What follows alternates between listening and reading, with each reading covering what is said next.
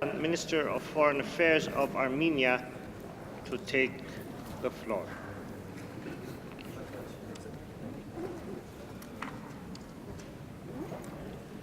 Mr. Vice President, ladies and gentlemen, I congratulate Ambassador Vojislav Šuc on his election as President of the Human Rights Council and wish success in his mission. This year, we mark the 17th anniversary of two fundamental documents in the field of human rights protection, namely the Universal Declaration of Human Rights and the Convention on the Prevention and Punishment of the Crime of Genocide. 30 years ago, during these very days in February 1988, anti-Armenian pogroms broke out in Azerbaijani Sumgait, leaving numerous Armenians killed, maimed, and deported. They were perpetrated by the authorities of Azerbaijan with the aim to punish Armenians for the peaceful aspirations of the people of Nagorno-Karabakh for self-determination. Those atrocities were the very reason why Nobel Peace Prize laureate Andrei Sakharov wrote that even if some doubted it before Sumgait, no one sees a moral opportunity to insist on territorial unity of Nagorno-Karabakh and Azerbaijan after this tragedy happened. The Sumgait massacre was widely condemned by the international community, including by the resolution of the European Parliament. Regrettably, the masterminds and perpetrators of this crime were not duly punished. As it happened many times in the human history, impunity opened the door for new atrocities, including Armenian massacres and ethnic cleansing in Baku, Kirovabad, Ganzak, Maraga, and many other places. By all means, Azerbaijan attempts to conceal these atrocities, to avoid responsibility, and to shift attention from them through fabricated accusations, including by the so-called Khojaly campaign, trying to portray themselves as victims and discredit Armenians as alleged perpetrators of the violence. It is a part of Azerbaijan's xenophobic and anti-Armenian policy. The UN Committee on the Elimination of Racial Discrimination, European Commission Against Racism and Intolerance, and many other organizations in charge of human rights expressed concern at constant cases of hate speech in Azerbaijan used against Armenians by political leaders, educational institutions, and media, and that an entire generation of Azerbaijanis has grown up listening to this hateful rhetoric. It is this kind of anti-Armenian propaganda that has incited continuous atrocities against Armenians, including the gross violations of international humanitarian law committed by the armed forces of Azerbaijan in April 2016 in Nagorno-Karabakh, killing of children, women, elderly people, mutilation of the corpses, beheadings of captured soldiers in the style used by notorious terrorist organizations.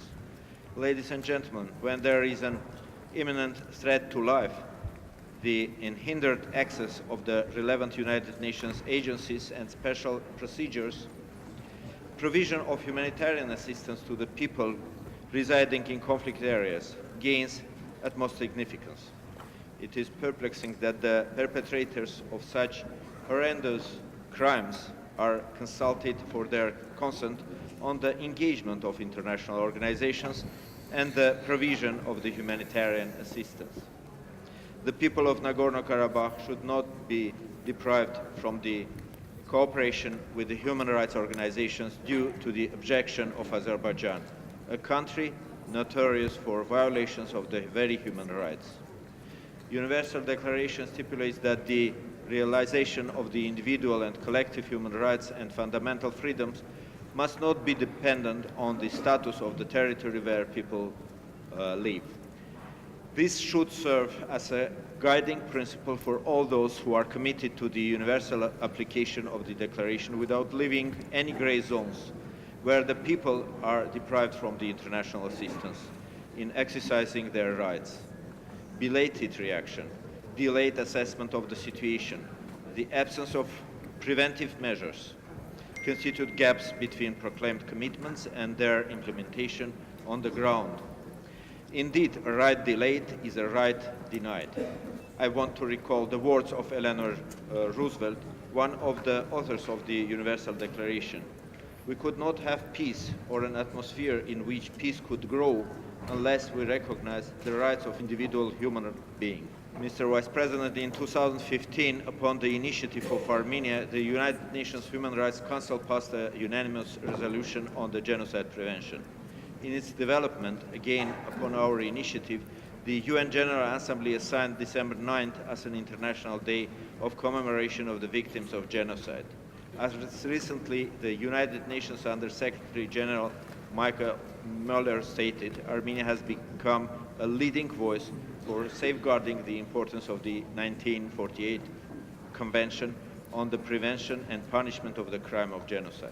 What is happening in front of our eyes in different parts of the world related to the identity-based crimes against ethnic and religious groups vividly manifests that the world is not immune from this odious scourge and that it remains imperative to redouble the international efforts aimed at reinvigoration of the prevention agenda. During this session of the Human Rights Council, Armenia presents a resolution on genocide prevention, which will mark the 17th anniversary of the Convention, with specific recommendations for actions and reflect on the activities of the UN and its member states in this regard. On December 9th, we will host the third International Global Forum Against the Crime of Genocide in Yerevan. It will stand as a solid platform for manifestation of our collective resolve against the recurrences of this heinous crime, for raising awareness and promoting education for the prevention of genocides. Mr. President, Armenia continues to implement National Plan of Action for Human Rights Protection, the main objective of which is to formulate a unified policy document in the area of human rights protection. We have a good record of submissions of national and follow-up reports to the UN treaty bodies. Armenia supports the Universal Periodic Review process, and we are going to submit our UPR second midterm report on a voluntary basis. Our country is completing its transition to a parliamentary system of governance. Throughout the whole process of transition, including the constitutional referendum, the subsequent amendments of the key laws in Armenia, and the parliamentary elections were conducted in an inclusive manner, in close cooperation with our international partners, and have demonstrated that the progress achieved in upholding fundamental freedoms is sustainable and irreversible. We will continue the reform process in our country, also making use of the good offices provided by our partners, including the United Nations. Mr. President, I would like to assure of Armenia's continued commitment for the further consolidation of democratic institutions, rule of law, strengthening of judiciary, good governance, which remain high among our priorities. Thank you. Thank you very much, Armenia. May I now invite His Excellency Mr. Sameh Hassan.